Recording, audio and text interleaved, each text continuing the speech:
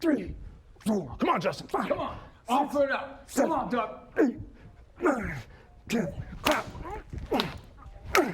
Come on, knock him out. Come on. Give it all you got. What are you guys doing? We're come going to be on. late Come for on, the Doug. show. Come on. We got this.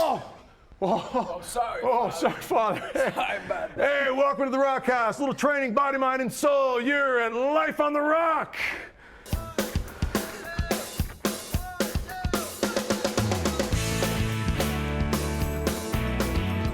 This is your life, whether you're ready or not. Sometimes it's rough, and it takes all that you've got. But he's been here, just waiting for you to knock, to take his hand and plant your feet on the rock. I want to live my life on the rock.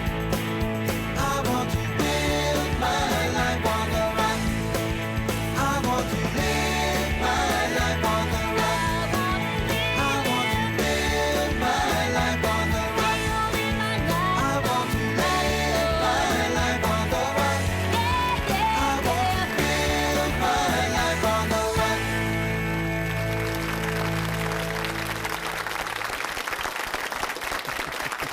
Welcome to Life on the Rock. This is the Rock House where we train body, mind, and soul at all times. And Father, thanks for helping Justin and I get back on track here. Just a little pre-show workout we're throwing out there. I look forward to seeing that special on knitting and crocheting next week, you know. I don't think Justin or I are going to be in it, but, you know. But anyway, you're welcome. Welcome you all to the Rock House here again. We have Justin Fatika from Heart as Nails Ministry and Teresa Ligori, and they have a fantastic ministry. Justin's been traveling throughout the country. His amazing bus tour. You are amazing. You're going to love this. It's going to be a great show, a lot of energy. As you can tell, we wanted to start it off the right way, a little bit of a workout, because we always got to be training ourselves, body, mind, and soul, to be the best people we can be. Father Mark is not with us. He is, again, on stealth, super secret spy mission work somewhere up north in the northern region once again. Yes, absolutely. Father Anthony, you're sitting in. Good to have you on the show again. Thank you, Doug. It's Always good to have be you here. Thanks. Now, we have been blessed here at World Youth Day Central, which is who we are at EWTN's Life on the Rock.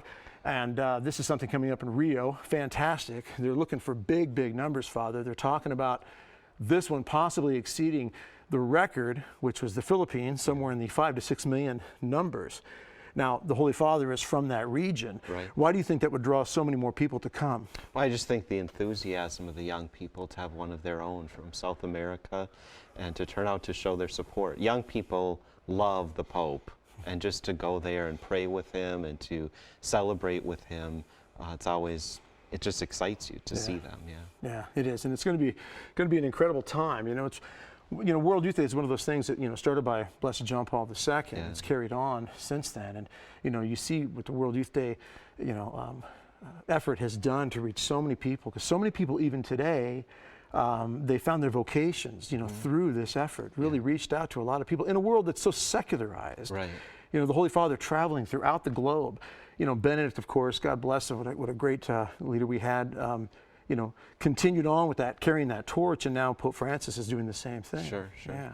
And John Paul just reminding the young people that they have a gift to give to the world and in the service of the church. And Pope Benedict reminding us to affirm the young people, that as they are in this world, sometimes it's a little bit, they're fearful, and to affirm them that God is with them and that they have a mission to carry out a contribution to make. That's right, absolutely. And we want everybody out there to remember to stick close to EWTN, especially Rock House information we're going to give you here from Life on the Rock, because we are World Youth Day Central.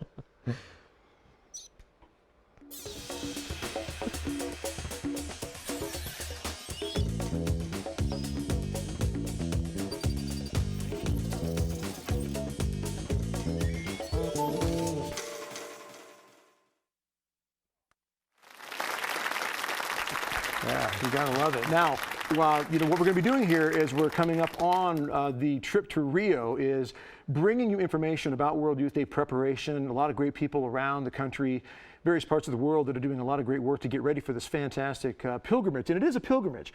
And right now we want to share with you a video by Father Lowry. Again, preparation for this amazing trip that we are all blessed to be part of. Check this out.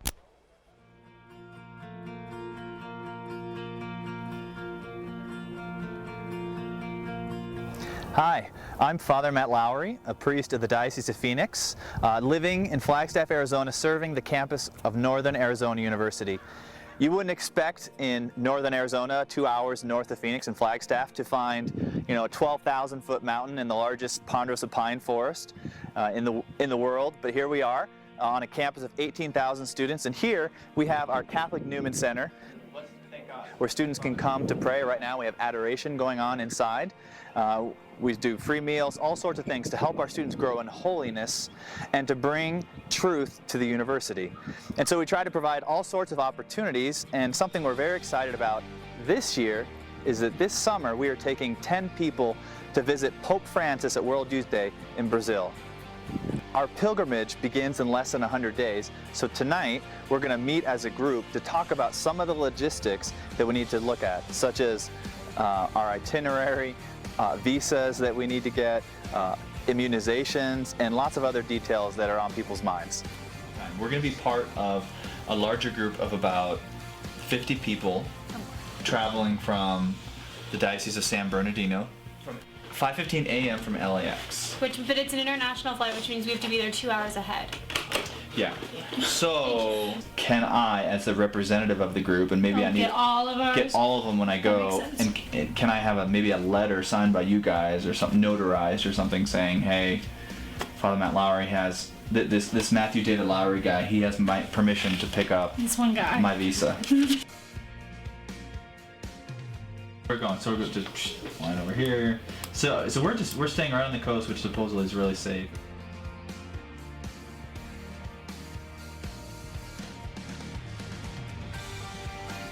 I'm Annika Milligan. I'm from Flagstaff, Arizona.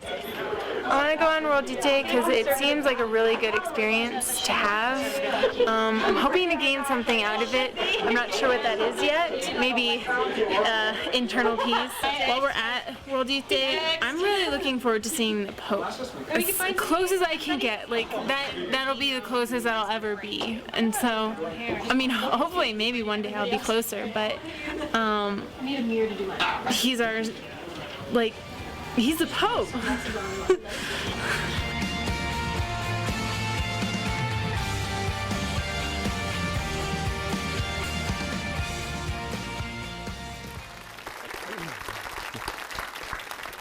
That really sums it up.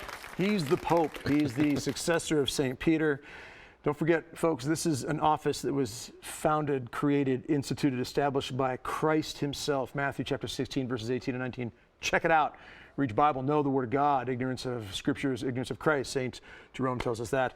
The Holy Father, once again, fantastic draw. And it's amazing, isn't it, Father, that these men who are clearly much older than the young people are still drawing so many young. You're proving that it's not the age of the body, it's the spirit of the heart and the soul, and the Spirit of God working through the heart and the soul, isn't it? Right. And I think we're, as the sheep, attracted to following the voice of the shepherd or the witness of the shepherd. And even as the vicar of Christ on earth, we want to be close to our master. We know that the Lord works through him in a special way to just witness to us and lead us closer to Christ.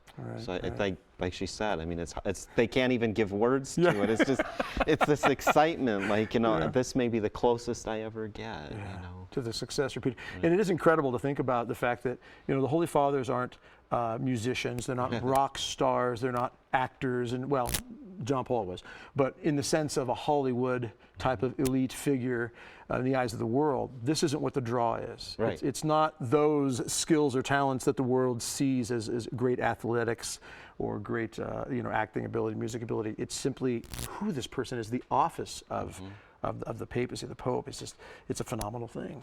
Right. And what's great also with this, Father, is we see how much work is going on behind the scenes for all these people. And this is just one video of one group somewhere in this world preparing for this event. So please pray for them all. I also want to share with you all something that we're offering at Camp Gargano. Radix, a ministry that I founded 21 years ago, is offering a battle-ready training day. Training week, a battle-ready training week. It's a camp for 13 to 17-year-olds, and this is something that we have been starting to do more of at Camp Gargano just outside of Lincoln, Nebraska. 13 to 17-year-olds, once again, June 16th to 21st. We want you to come on out. And we want you to spend those several days, and we're going to be praying. We're going to be challenging you physically. We're going to challenge you mentally, challenge you spiritually. It's about training and building ourselves to be warriors for Christ. Now, we're going to have a lot of fun. Don't get me wrong. It's going to be a lot of fun, a lot of mud to crawl through. You know, you'll be having a good time out there. Just a variety of different things going to challenge you as young men to be men of character, men of leadership skills. And we want you to check out our website, radixguys.com, or go to our Facebook page. You can find out more information to sign up for this. Again, that's radixguys.com for our Battle Ready Training Camp, June 16th to 21st for 13 to 17-year-olds. We're also accepting some 18, 19, 20-year-olds for Leadership Squad, which are, again, these are men who are going to be put in a little bit different position to help really learn what it is to lead the generation kind of right below them. So we want to encourage you to consider that. Give us a call. Check out our website. We'd love to see you out there June 16 to 21, Battle Ready Training Camp, just outside of Lincoln, Nebraska. Father, a quick thought from you on the importance of training men, really to form and shape them in character and purity and strength when they're that age. Why is that so important? Well, I think a lot of times they need to be reminded of the importance of dedication and sacrifice and what the Lord does in that. You got to get off the couch, you know. That's it. And that's where we find a lot of us as young men, you know, well, I shouldn't say that about myself. Young men just sitting there with the... Youth is relative, right? Exactly. You know, to the Holy Father, we're all young, right? But you're right. A lot of times we're sitting around, and I heard an officer in the National Guard tell me one time. He said, if we fought a war, with video games, we'd just take it.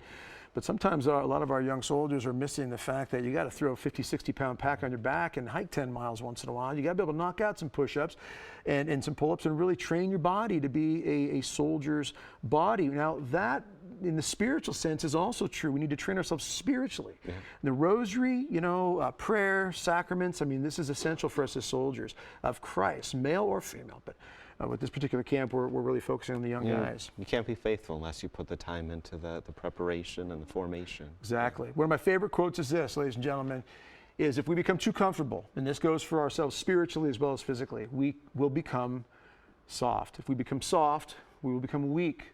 If we become weak, we can't fight. If we can't fight, we'll die.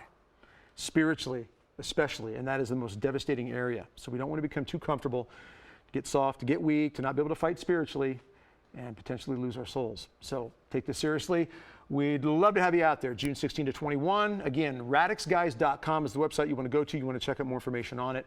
And let's get those 13 to 17-year-old young men out there. And again, Leadership Squad for the 18 to 20-year-olds. We're going to go out to our break on this little 30-second video that we have, challenging all to be battle ready for the spiritual fight that we are all involved in. We'll be back after this.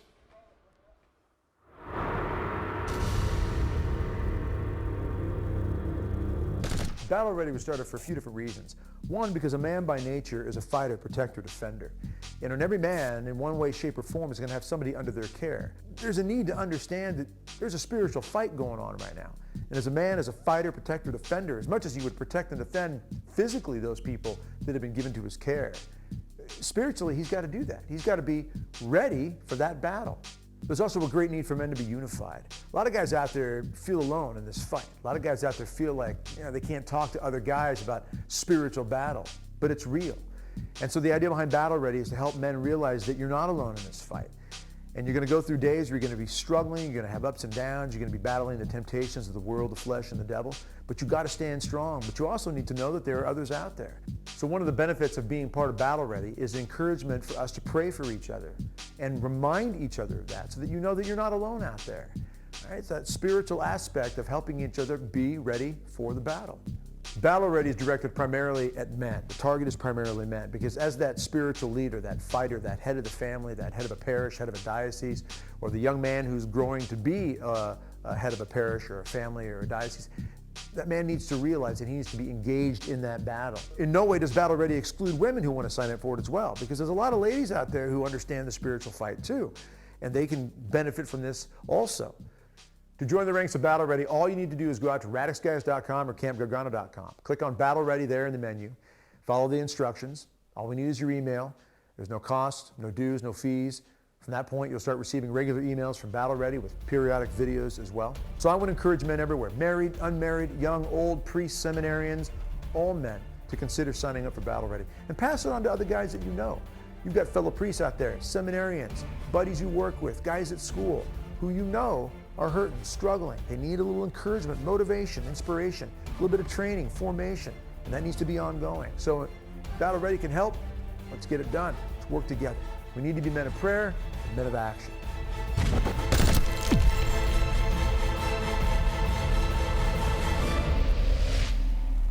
Are you prepared for the Live my life on the rock. I want to live my life on the rock. I want to live my life on the rock. I want to live my life on the rock. I want to live my life on the rock. I want to live my life on the rock.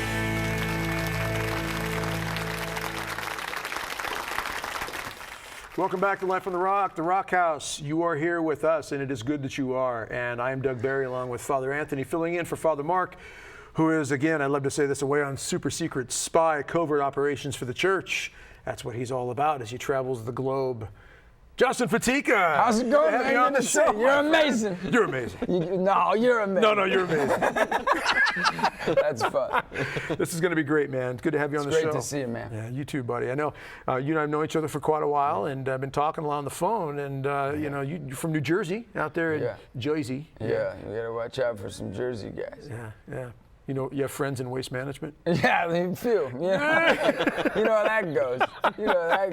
Yeah, they have one name, can't trace them. So, Yeah. all right. And Teresa Ligori, you're just like all around. You need this young lady to help take care of your ministry, right? Yeah, she's the coordinator of the missionary program that we have. Fantastic. All right, let's get right into it. You're a married man. You have a wife and 3 beautiful little children. Pregnant with your 4th on the way. So you have 4 children. Yeah. Fantastic. What are their ages? We've got a 21-month-old John Paul Patrick. He's the shining light.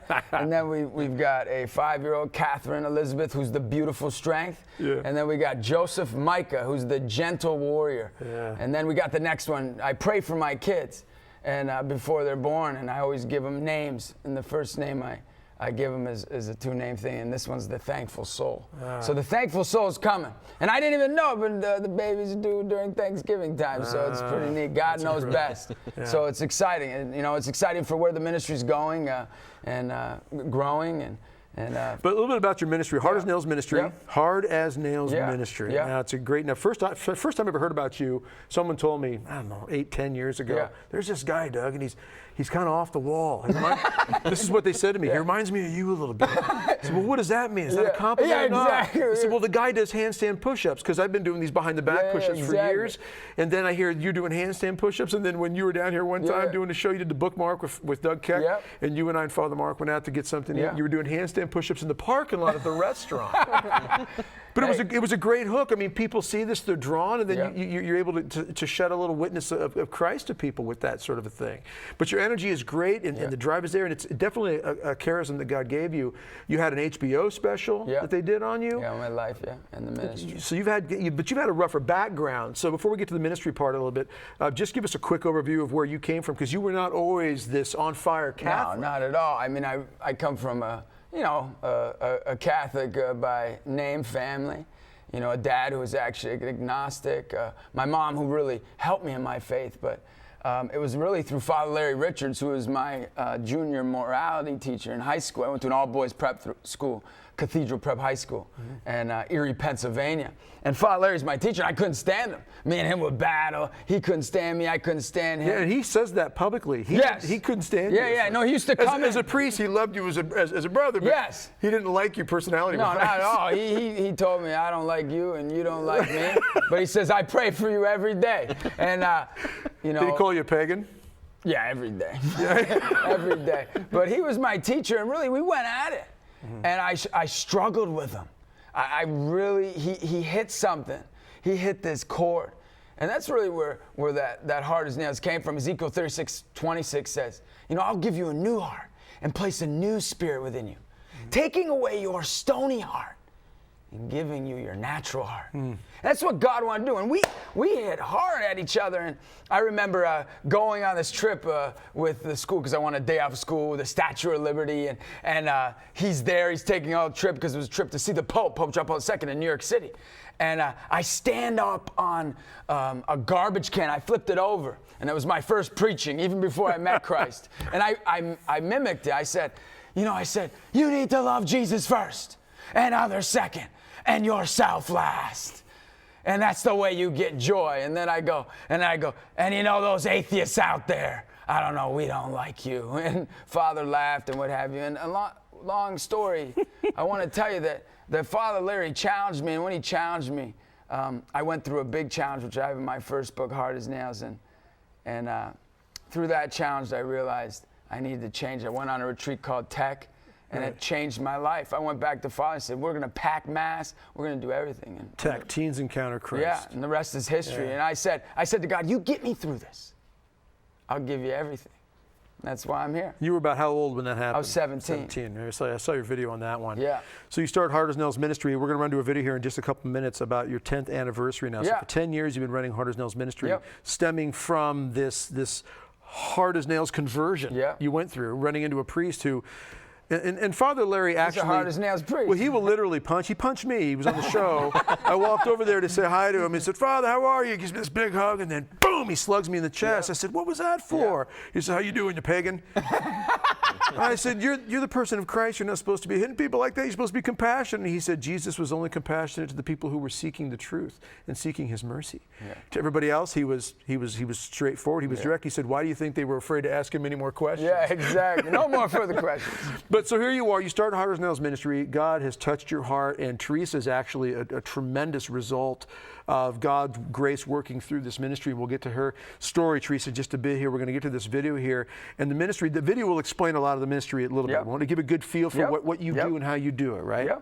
All right. But before we get to that, real quick, when you started this ministry, what was the inception, the beginning of it? What made you feel like, I got to take this out now?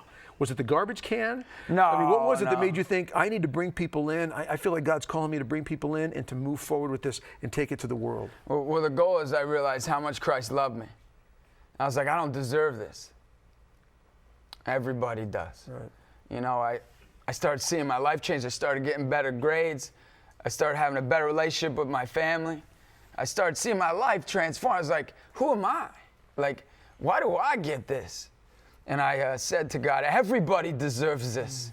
And I don't care what I got to do. I don't care how I got to do it. But everybody needs Christ. Right.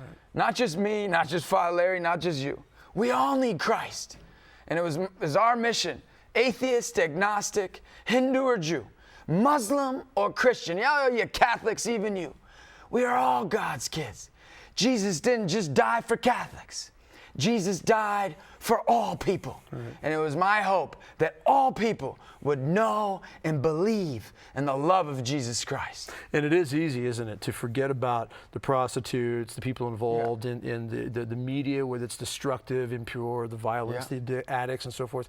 Easy to forget about them. Easy to forget about the people who just have chosen to reject God or not care about God. It's easy to not think that this message needs to go to them too, isn't it? Everybody needs it. Right. Everybody needs it. People matter, and that's what our kids matter, our nephews matter, our nieces matter, our brothers, our sisters, and even those that don't like us. They matter too. Let's check out this video, Justin. 10-year anniversary of Hard as Nails Ministry. You're going to love it. Hard as Nails started with a dream where everyone would know they were loved and believed in. It's one of the fastest emerging evangelization outreaches in America. 40 out of the 50 states in the past 10 years, along with 6 different countries, speaking to over 1 million people directly. 5 different speakers, 6 missionaries, 3 full-time staff members, along with 1 part-time. Hard as Nails did it through Christ for you, with you, and because of you. With limited resources, God has done the impossible since 2002. In the new evangelization, we need to find new methods, new order, new zeal. Justin Fatika and Hard as Nails, he brings all that to the plate. That's exactly what he's doing. He's evangelizing out of the box. What he does and what he does for kids and adults is amazing. He helps people open up their hearts and just let God in. Hard as Nails ministry is something that every kid should be exposed to and have an opportunity to make a choice and decide that they want to live their life through Christ. Justin came to my school, and he has for the past 3 years. And I went out and I talked about my anxiety problems. You know, recently I struggled with addiction, and I really lost everyone in my life. Sharing was like, it freed me, it freed my heart. And as soon as I was done, I realized how many other kids were faced with the same things I had. If we choose to inspire someone, it's only through our cross. He just really inspired those kids. Tell us to exercise for Jesus. How wasn't that inspirational?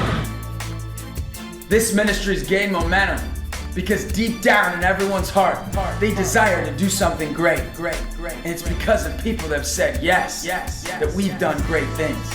Being out here in LA is one little thing that I can do to help out the ministry, and again, I hope I can take some things back with me and make a difference. Everybody has a strength, everybody has a connection. Make that connection with the ministry.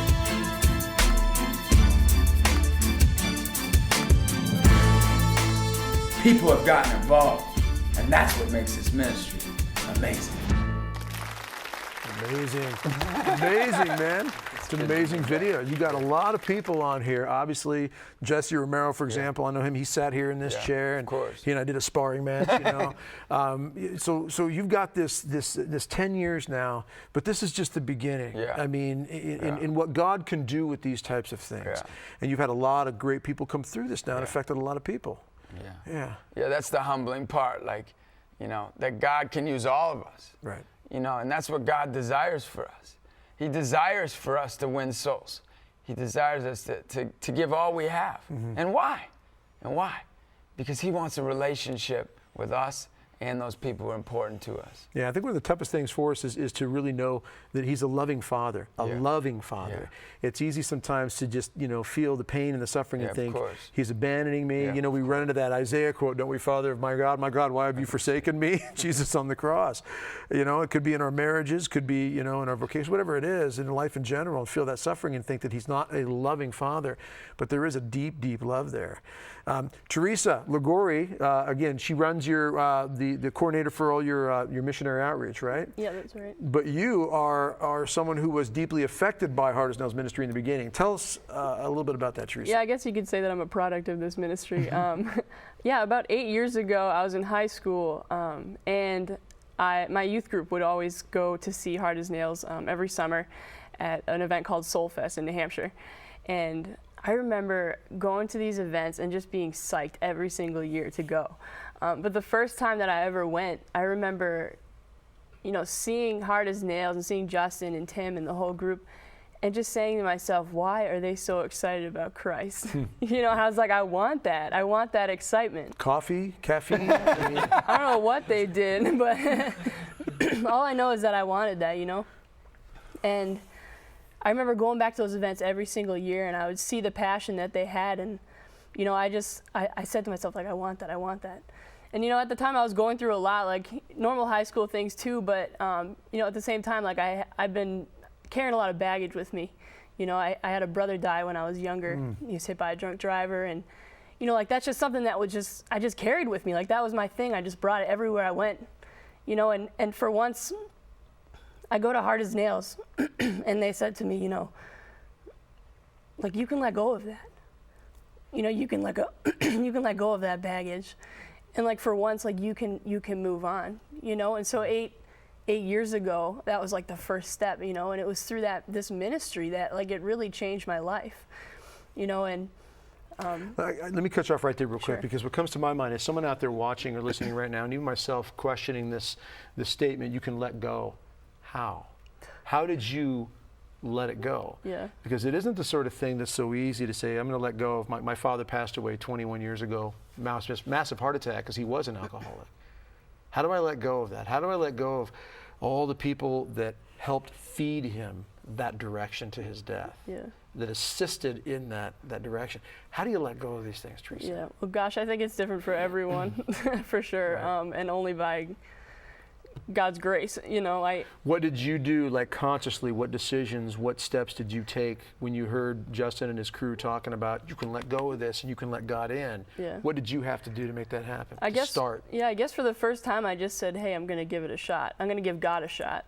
You know, I I was born and raised Catholic, like I did the Catholic thing, but for the first time I made it my own, you know, and I said, all right, like I'm gonna give you a shot, and I'm gonna say, you know, in the past I've never forgiven this person, you know, for taking my brother away, but I decided, you know, maybe I'll try forgiveness. And I think it's forgiveness that is really the thing that is going to help us, like to get through those troubles and the baggage that we're carrying, you know. Because when we forgive other people, then we can move on with our lives. Since I've done that, I've been able to be more free and to live my life and to love more freely because of it. All right. Father, doesn't one of the aspects of forgiveness that helps us be able to forgive is focusing on the reality that there's something past this world, that to forgive and let go of it here, knowing that there's something greater coming, and having a confidence in God that He can heal all of this. And when I die, all this sorrow, all this sadness goes away. Yeah, absolutely. I think too, very key to you know, forgiveness is the surrender, letting the Lord in, like you had shared, and recognizing His invitation to be perfect, like our Heavenly Father is perfect, and to realize that we are invited to forgive the way He forgives. All of our sins are taken away, and so we can look at someone who has caused us harm and really, in God's grace, ask for His assistance to say, help me to forgive and put aside that harm that's been caused to me the way I've harmed you. You know, in a radical love of Christ upon the cross. You were saying before, you know, Jesus crying out, you know, why have you abandoned me? And yet that's the most perfect sign of God's love for the world. You know, that's God so close to us saying, I love you. You know, I take everything away that would keep you from me. So then, Teresa, you felt that love, that God saying, I love you, when you finally surrendered all that? Oh yeah, absolutely. You know, in the moment I felt it, but as the years go by, you know, it's tough to live it day in and day out. I think what really had helped me was the commitment. You know, after those 4 years that I saw hard as nails in high school, I made a commitment, like I am going to live for Christ. You can get caught up in the moment, you know, and in that love, which is great, and it's a gift. But at the same time, because the emotion always fades away after the event's over. Yeah, exactly. And when the music shuts off, then you find out what you're made of. Right. So what was it like then, Justin? Does Teresa come to you then one day, or call you, email you, and say, I'd like to work for the ministry? She stayed in touch the whole time, like emailing back and forth, encouraging. When my first book came out, she really, you know, helped us, you know, get that going. And like at all our events, like our community events, like where the kids meet the parents and they come together, it's all invitation ministry. That's what I was just telling Dr. Hahn. I just met with him, and I said, he's like, what's your ministry like? And I said, what it's like? You like is that? And he goes, it's a good one, right? That's a good. That's a Scott Hahn voice. Okay, exactly. Do it again. What's your ministry like? That's great. You know, right? And so I said, it's invitation ministry. He goes, oh, you open the door and then they can have coffee with me. You know what I mean? You know, and that's the reality. We do invitation ministry. Right. And at these community events, that's what happens. And even at men's conference, I remember we were at a men's conference and we were speaking, doing an event, and I told one of the kids, share your story. And he gets up and he shares about his dad left him. I looked at all those men, 800 men in Buffalo, New York. I said, gentlemen, I said, this young man needs you.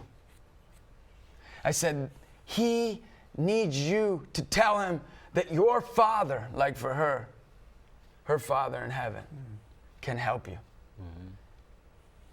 How many of you men never had a dad either? Come up and give this boy a hug. And tell him that God the Father is the one who will never leave us or forsake us. Over 50 men, ages 40 to 90, came up and hugged that boy and said that God the Father, and when she came back to me and told me, I was excited. She had 4 years at Franciscan University studying. Wow. So I was like, wow, somebody polished wants to hang out with me. I was like, this is a great day. I'm the last thing from polished. Hold on a second. I like to hang out with you. Well, all right. Are you saying I'm not polished? Yeah, well, God help us both. And you know what? I was so excited. And, you know, it just happened, and she came in, and she just wanted to be a missionary. I was like, no way, you're going to run the missionaries. And that happened, and miracles have happened from that. And she's training them up. But I challenge her to do one thing, like I'll challenge all of you out there to do. I said, you need to write your family a letter. And you need to tell them what you've experienced from the Father. Right. And she wrote that letter. And when she wrote that letter, she challenged everyone to do it. She continues to challenge people to do that. And that was the final commitment, to say, not only will I forgive in my heart, but I will make that statement on paper. Was that a hard letter to write? Oh, yeah. It was very hard. I remember we were on retreat, actually, for the missionaries, and that was one of our activities that he challenged us to do. And I remember just sitting down and just pouring my heart out, you know, and tears and everything? Oh, yeah. Yeah, and I remember I just thanked my parents. I wrote the letters to my parents, you know. I just thanked them for everything. I just went through, I was like, Mom, Dad, like, thank you so much for everything that you've done. Because through this whole process, like losing my brother and everything, like, I just wasn't grateful, you know, and I didn't express that I was grateful at all either. So I said, thank you for everything that you've done for me, you know. Thank you for getting out of bed in the morning, you know, when you lost your son. But a lot of this happened when you decided to make it your own, to make faith your own, and open your heart and let God get in there and start doing what he does best, healing and strengthening and building us. And that's what happens, like, since being here with the ministry, that's really what I've seen. That happens at every event, too. You know, we go to I'm, like, surprised at every time. I don't know why, because it keeps happening. Every single event that we go to, God comes through. You know, and these kids are pouring out their hearts in the same way like I did to my parents. You know, they're calling them up on the phone. They're running to the back of the church, and they're calling them right there, like, I'm sorry, like, thank you, and just pouring their hearts out. That's awesome. Like, without fail, every event. It's crazy to see that happen. We're going to run to a break right now on that point and let it kind of digest and simmer inside all you out there watching, listening right now. All of us are hurt. All of us are carrying something. Everybody has something to wrestle with. Give it to God. Give it to God. Open the heart. Let him in. Let him start to work. Let him do what he does best. And don't go away. We'll be back after this break with more from Justin Fatica, Teresa Ligorian, Hard as Nails Ministry, baby. After this.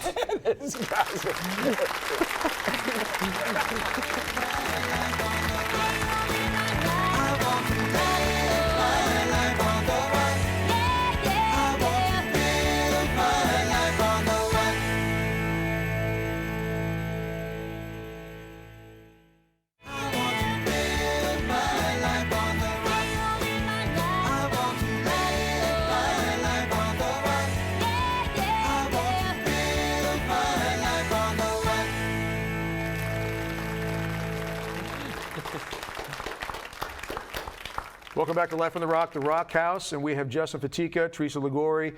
Justin is the founder of Hard as Nails Ministry. Father Mark, if you're wondering, if you just got in late, is not with us right now. He's in the northern regions of the Americas doing amazing stealth-type spy work for the Catholic Church. I just love saying that kind of stuff. You know? It's like secret super spies. And it is amazing. It is amazing. You're amazing. You're amazing. Definitely. Amazing bus tour, in fact. Your missionary work is unique, but it also kind of sings and sounds like the old days. Town to town, baby. That's town it. It's like revival. Almost. Yep. Town to town. And I believe it's the first, you know, I don't know, maybe it's not, but we've been researching the first Catholic evangelical bus tour. From town to town to town. Now, many people do it all different ways, but it's a unique idea. It's like the evangelization, the fresh energy, the new evangelization at its best. And it's really striving to hit home a message that our missionaries, that our team, that you are amazing. Simple. Understanding your baptismal calling. Where does that come from? Because your shirt says, I'm amazing. People can see that I'm amazing. And if someone doesn't read the fine print underneath it, they might think, wow, this guy's self-absorbed. Yeah, of course. You know, you people are pretty, you know, arrogant on yourself there. I've had that happen before. I mean, and there are people who live their life thinking they're amazing. But there's something that's written underneath. I praise you because I am fearfully and wonderfully made. It's in Psalms. So this is the Word of God talking about the fact that we are amazing, fearfully and wonderfully made by God. Yeah, and a kid came from this. The movement came, the You're Amazing Buster, the whole movement came from this kid who came to me and said, I don't think everybody's amazing. I go, well, why not? He said, well, my dad left me. I said, really? Let me ask you a couple questions. He goes, what are those? I said, did it hurt you when your dad left? He goes, yeah, it hurt me, of course, I was a kid. I go, did you ever cry about it? He goes, why are you asking all these questions? I go, answer my question. Did you ever cry about it? He goes, of course I cried about it. It hurt. I go, if your dad wasn't amazing, it wouldn't have hurt so bad. You see, what we fail to realize, whether we live for the gospel or not, we have free will, yes. But that free will to choose to sin, to choose to go against God, we take our amazing and we crush people with it. We take our power that God, out of his mercy, grace, love, has given us. He has made us amazing. And that kid looked at me and hugged me. He goes, I get it. He goes, yeah, my dad, I'm going to show him how amazing he is. And that's what we got to do.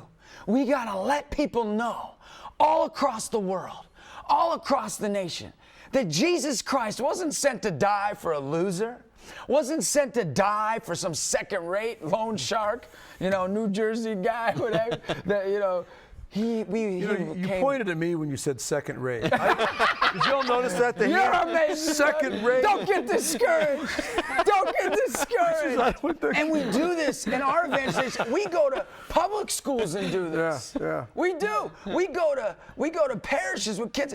And you know what? Every single time, like this young girl, 5 years old, comes up to me, and we did a rosary rally in California. And she goes up to me and says, this is the best day. And I said, why is that? And the nun goes, because she was suffering so much, Justin. And she found out today how amazing she is. It's not because of her. It's because of who she is. Our culture is too much about what we do. We got to start getting back to who we are. Right. Well, who are we? We're God's kids. That's who we are. Let's get excited about that. You're right. You're so right. There's something about the fact that God has breathed his image and likeness into us. And if you think about how many people actually, we just never even take the time. Like when you were going through the conversion, Teresa, did you ever think for a moment, before that point, that God has breathed his image and likeness into me? That I'm creating the image of this author of all that exists. Did that ever cross your mind up to that point? I mean, I'd heard it, in CCD and things like that, but I don't think you hear it as a teaching, right. but nothing really challenges us to sit down and actually just kind of process it until something like this happens, right? Yeah, until you know that, you don't know that you have purpose. You don't know that you have a mission in your life. These missionaries that they come on board, I think during that time that they're here, they realize wow, I have a mission in my life, not just during my time with Hard as Nails, but once they leave here, we just had 4 of them just leave this last week. They did their time here, and I am confident that they are going to do great, because we prepared them, and they've known God's love in a new and deeper way, and they know their calling. They're going to go out to all the nations, Well, that was great because you guys swung by my place out in Nebraska in Camp Gargano and spent a day and a half with us, and it was an awesome time. It was awesome just to hang out and actually to see these young people like you're saying, and I agree. I mean, there was something there, a spirit there, and that's formation, that's training. Okay, we're going to go to this tour, bus tour clip in just a moment. We got a couple of minutes before we get to it. Set it up for us. Anything you want to say about this? Yeah, our core virtues are courage, authenticity, and obedience. I believe, they're the evangelical virtues. 2 Timothy 1:7 says this, we do not have a spirit of cowardice, but a spirit of power. Courage is power. A spirit of love, authenticity is love. And a spirit of self-control, which guess what? That's obedience. Yeah. And you know what? On these bus tours, we're bringing that spirit, those virtues, all across the nation. We went to 10 different cities? We drove through 15 different states? Went to 7 or 8 different states? Bringing this message. And you know what? It's neat. It's exciting. And that's what evangelization is. And as a Catholic, that was my dream as a kid when I came to Christ. I just want to bring Christ to everybody. So here we go. Yeah. Well, awesome. Ladies and gentlemen, check it out. Your amazing bus tour from Hard as Nails Ministry. Father's amazing, too. Right, yes. Just got to give him to a push-up for us. Here we go. Bus tour. Take a look.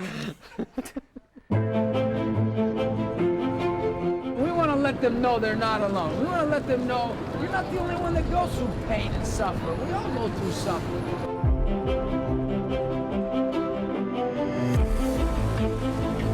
When I was 16 years old, I used to be homeless. You know what I say? They're amazing. 1, 2, 3. You're amazing! I think we got great things happening here.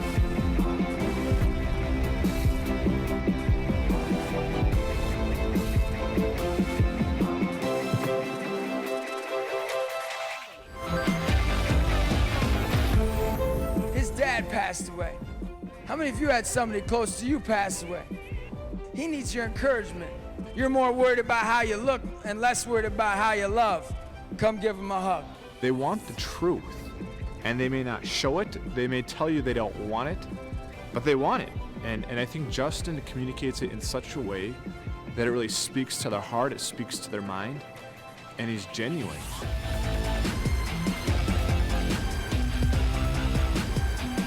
Made me think on how to treat others and how to treat myself in a way. My mindset changed after today. Completely different.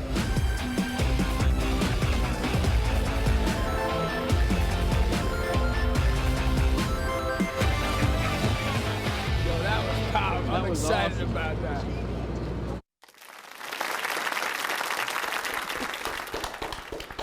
All right, so you got another tour coming up this fall. Yeah, we've got tours all summer, but a big bus tour, 15-day out to Colorado. So if you're at any states along the way, okay, we're ready. So if they go out to HANM.org, you can book us away. Get information Yeah, and bring you in for public speaking as well. Yeah, of course, and our whole team. That's the great part.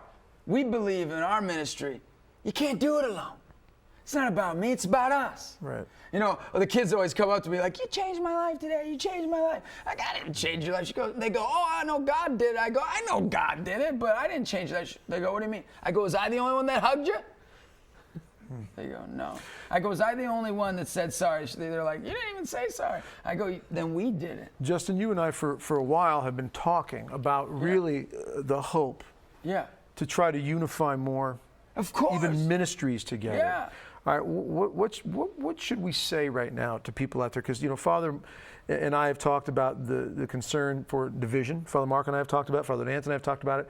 Is that, there is a real concern about division. The enemy is good at dividing. Yeah, of course. He gets that foot in the door. He gets those claws in the heart. He can separate. And when there's separation, we can be conquered more easily. The unity, the importance of unity, the importance of inviting people in, unity, coming together, and really not worrying so much about styles. Because styles like ours, a little more energetic, a little more off the wall, might be a little overwhelming for some people. But yet, it doesn't mean that the Lord isn't calling people to do that. And there are others out there. And what's more important is that the styles need to come together. Right. I challenged, when I was hanging out with Dr. Hahn, I said, Dr. Hahn, I can't make this happen. You can make it happen. And he goes, yeah, I've actually thought about this. And he was excited. He goes, I love the voice. He goes, I'll give you my pester's license. No, do it in his voice. No, he's the best. But, he told me he'd give me his pester's license in town because he desires this too. Right. I think all of us bring the gospel desire to unify. Right. If we really are praying and discerning, as I hope we all are each day, that's what God does. Well, I know you and I both have talked to people like Jesse Romero, Tim Staples, Father Larry, other Catholic speakers out there. We got to get together and work. And regardless, even ecumenically, other faiths, because we have a common denominators of the destruction of life, the destruction of marriage, the destruction of purity. We've got addiction to pornography, drugs, alcohol. We've got these things rampant. We've got everybody suffering in pain and hurting. Now, Teresa, you see this. You see the missionaries coming now, and you're involved in coordinating them and getting them on board. Are you finding the same thing, that they come with some sort of pain, suffering, cross, baggage, and they're also feeling like you were, that freedom to get it off, let it go, let God, surrender to God, resign to God, and then go forward and take it to the world? Yeah, absolutely. I mean, I think we're all still always struggling, always trying to overcome something. But they do come in. They come in with baggage and things like that. And but really, by the end of their time here, they've come through with a big transformation, you know. And I think one of the unique things about our ministry is our follow-up programs. We have a very unique way of following up in such a personal way. You know, like when I went to that first event, I had a personal encounter with one of the team members, you know, and he showed me like that he cared about me and that he was invested in me because he remembered me year after year, you know. And after these events, these missionaries are calling up the kids who give them their numbers, and they're saying, "How you doing?" You know, because sometimes all they need is someone to listen to them. And isn't that really, that's really it, isn't it? It's just a matter a lot of times that, you know, and Father, I know you probably hear this in the confessional, we feel alone, we feel left out, we feel like we've been kicked to the curb, whatever it may be. And oftentimes all it takes is that one person to look at you in the eyes. Just being consistent and persistent. Yeah, and being right, put the pride aside and let the heart give. And isn't that really where Christ is really talking about when he says, see me in everyone? Yeah, absolutely. Yeah. Father Mark shares a lot, just that he realizes and has come to realize as a priest, one of the greatest gifts we can give is time. That parents need to do that, and even as priests, just to sit down and listen when someone's pouring out their heart. And it's very healing. You know, even coming here to EWTN, and the encouragement is being with you and being with Father, like, you have no idea for a guy who's on the road, you know, all the things going on, what this means to me. You know, you might think, oh, whatever, he always gets, he's, you know, been on every TV show you can think of. No, but being here, this is my home, my Catholic faith. You know, I'm a daily communicant for a reason. I pray my rosary daily for a reason. You know what I mean? Like, I do that because this is my home. And when you care about people in your own home, there's nothing better than that. And I think that's what's important for all of us. No, care for those in your home. Yeah. In the church. And that's where it starts. It starts with those right around you. So if you're out there watching, you're listening right now, and you're thinking to yourself, yeah, I want to take this to the world, start with your home. Start with those people that got us placed right there in your circle. We got just a couple minutes left. We got to run out of here. This book, Win It All, is your first book. And second book. And this was, you did the bookmark with Doug Keck on this. And you're not a pipe smoking author. That's what he said. And you know what? That book's touching lives. You know, I can't believe how many confirmation programs, high schools, they just keep calling, and it's working. It's 8 steps, very simple. One of my favorite steps is make your mess your message. Take your cross and make it into the resurrection. Right, there you go. It's like your curse becomes your blessing. That way. No cross, no crown. We also have... You better get out there, Father. I'm getting you one of these. This is a workout DVD by Justin here, and you're going to like this. What this does is it encourages you. You're amazing. You are amazing. Father. You're a push-up from Father. Exercise program here, workout DVD. Now, this is funny because what this does here is it takes the workout and it takes it off of ourselves. And Justin's got a great way of taking this and turning it into a offered up for someone else. We know how hard it is to want to get up there and work out, to get out of bed and take those first steps to exercise. But you know what? Body's a temple of the Holy Spirit. Glorify God in your body. 1 Corinthians chapter 6. I like to say, body's the temple of the Holy Spirit. Maintain the temple. We got to take care of it. All right, be reasonably healthy. That is in the Catechism. More obligation to be reasonably healthy. Doesn't mean you have to be a world-class athlete. This exercise video will help you with that. It's a great video to take that challenge exercise-wise and turn it into an offering for others. 30 seconds, Justin and Teresa. What's your final message?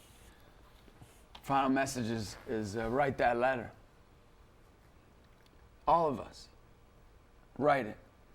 Write it to that person and say sorry. Write it to that brother who hurt you. Write it and give it all you got. Pour your whole heart as Teresa's done.